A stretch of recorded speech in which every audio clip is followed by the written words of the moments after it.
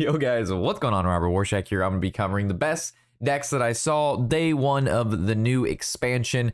We roamed around on Twitch a lot. We searched Twitter a lot. We played a lot of decks ourselves. And these are the decks that stood out to me as some winners for you guys to try out if you have some of the new cards. First one being Pirate Rogue, very popular deck. This is a more aggressive style deck. Rogue did get a lot of draw because Secret Passage and Swindle are no longer with us. So we got like Cutlass Courier, which gets some good draw in there as well.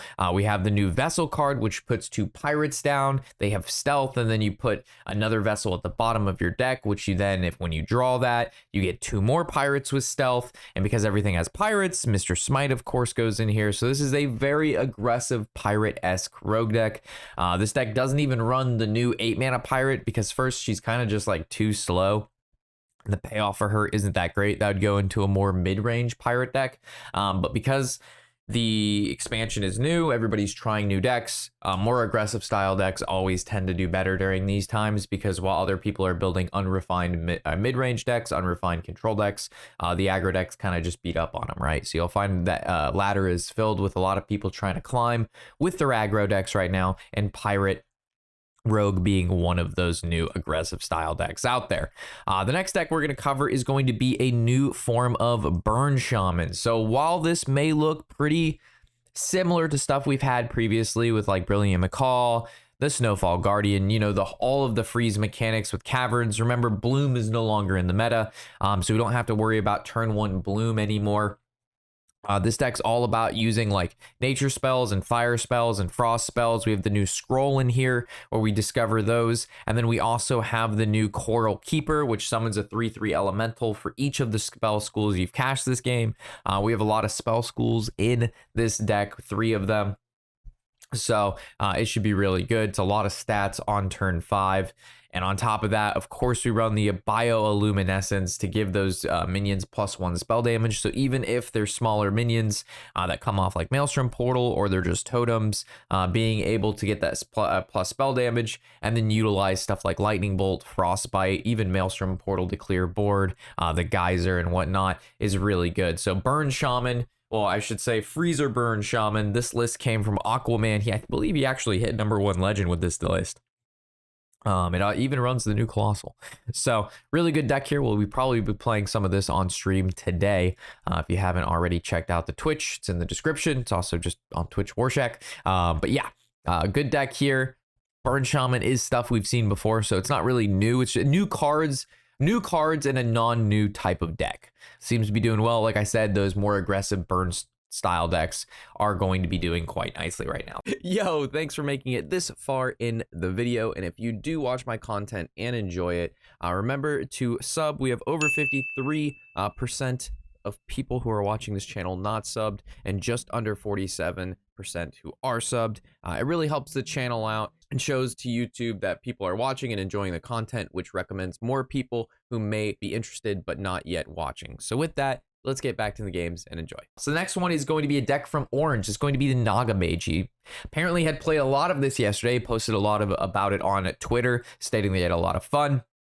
Especially the new Spite Lash Siren. This is one of those cards that can just make or break this deck in turns if used incorrectly. After you play a Naga, refresh 2 mana crystals, then switch to spell. So you play a Naga, you get back 2 mana crystals. You play a spell, you get back 2 mana crystals. A lot of cards in this deck are Nagas that generate spells or spells that can get you Nagas. So you can kind of just infinitely go off with this deck if you do the correct ordering and make use of your mana efficiently.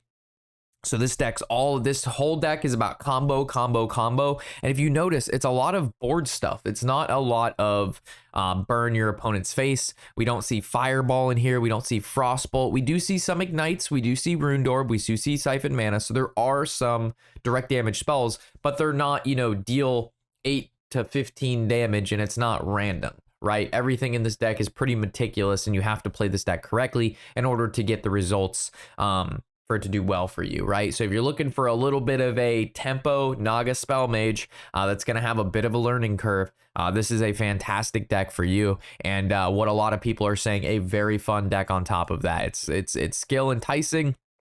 The ceiling is high. and it's a lot of fun. The next one we're going to be covering is the No Hands Ramp Druid. I watched him play a little bit of this last night. I know it does have Kaz in the deck, but that's only because the Druid decks have so much draw that by the time, like, you can go through your whole deck, and then this is just like a backup win con. This isn't really the win con. Some of the new stuff that's in the deck, of course, the Miracle Growth is fantastic new draw. Because we're playing Miracle Growth and Scale of Onyxias and Flippers with Friends, we're running the new Naga Giant. To combo with Naga Giant, we have Oracle of Elune. So Naga Giants are going to cost 0. You go Oracle, you play a 0 mana 8/8, you get an extra 8/8. The Oracle also works with Ibis. So you go Oracle, you Ibis, you get 2 Ibises. They're huge. And then you also just have a lot of ramp, a lot of survivability. You've got the new Earthen Scales in here, the new Dozing Kelp, which is a fantastic Naga. You play him on turn 1, you play some spells, and he trades into any other aggro deck. So a lot of survivability here, a lot of board presence, a lot of ramp. There's a lot of win cons in this deck. To top everything off, we've got Fandral, which synergizes with every single choose one in the deck, and we've got quite a few choose ones. So there's a lot of different variations of builds for Druids right now that run a mixture of some of the new cards. I chose No Hands list. I saw him hovering around like top 25 legend last night with this list. So obviously really good, and it looks really fun, even though there is Kaz in here. I know it's not necessarily a new card, but again, this deck isn't built around Kaz. It's just in there because it fits, and there's not that many minions, and it draws incredibly quick, right? Next deck, one of my favorite friends, Hearthstone friends, real life friends, and favorite streamers to watch is going to be Draco Cat. He's a Demon Hunter main. He always plays Demon Hunter. Well, mostly Demon Hunter. The most Demon Hunter wins in the game for himself. So when he builds a Demon Hunter deck and he says it's good, it's gonna be good. And we have right here the new Naga Fel DH. He cracked into, I'm looking at his stream right now on the right hand side of my monitor. He's top 300 with this at the moment. He's climbed quite a few ranks.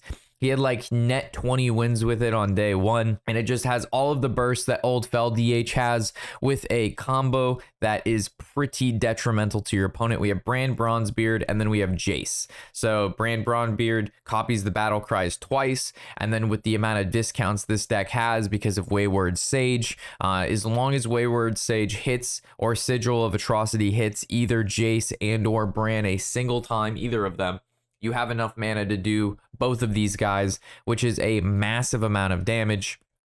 Also, the new Lady is super sick.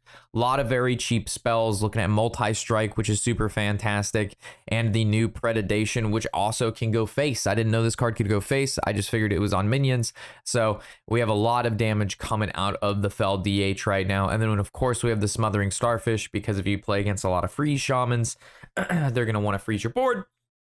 You just play this, and then you're able to attack with your stuff. So if you don't see a lot of free shaman, then you can take this out. But for the most part, this deck is doing fantastic. And Draco says it's definitely one of the best, if not the best Fel DH deck to play right now. And then our final deck is going to be the deck that we hit legend with yesterday. The YouTube videos should be coming up soon. We have the Control Warrior. There's also a lot of Pirate Warrior flowing around on ladder because it's just really good right now. I'm more of a control kind of guy, but if you want to do pirates, that's a kind of a pre-built deck. You kind of just put the quest in, and then you just click the pirate cards. There's not a lot of like innovative deck building there, right? But Control Warriors, there's a lot of ways to build this deck, right? So some highlights of this deck is From the Depths. It reduces the cost of the bottom 5 cards in your deck by 3. Then you get to pick a card to go on top. Then the following turn, or even that turn if you have enough mana, you can surf Finley. Then you get all those cards that you reduced and you put them in your hand. And we've gotten turn 4 Nelly into turn 5 Rockthera into turn 6 Trench Stalker. And you kind of just win the game at that point. So From the Depths, definitely a card I see getting nerfed in the future. But right now, that's what we have. We also see a light pirate package in this deck only because of the draw, because we lost out on Cutting Class. Yeah, so we have Harbor Scamp. Harbor Scamp finds our Anchorman. It finds our Cargo Guard. There's a lot of aggressive decks out there, and those are just good pirates to play, right? And then we also want to find the Anchorman because not only does this card draw, but we run Overlord. And we run Overlord because, again, we get back the pirates, we draw some cards. Kresh gives us weapons. Having weapons are good because of the Black Scale Brute. Also, Nelly A new warrior card can discover you pirates, and those pirates make your weapons stronger. So if you end up getting the pirate that gives you the +1 attack on a weapon, it turns your 2/5 into a 3/5, which is a lot of damage over the course of the next couple turns. There was one thing in this deck though that I wasn't sure about, and it was actually the Black Scale Brood. I'm thinking about running Galv, the 6 mana 9/9 charge if you've gained 15 armor or more, just because we are seeing a little bit more control decks entering the meta where I'm at, and not so much aggro anymore. There was a lot of aggro from Diamond 5 to Legend, but as soon as we hit Legend, everybody's playing forms of like Burn Shaman and Mill Warlock and Priest. So again, you can mix and match this deck a little bit of your own, but this is the list that we hit Legend with. Again, the video will be coming shortly, and it was a lot of fun. So with that, if there's any new decks that I have not covered that you think are going to be up and comers for the monthly meta video, feel free to put that in the comment section below, or join the Discord where you can throw your deck list there. As always, guys, hopefully you've enjoyed the new meta, and I will catch you in the next video. Of course, I'm Robert Warshack, and happy whatever the hell day it is.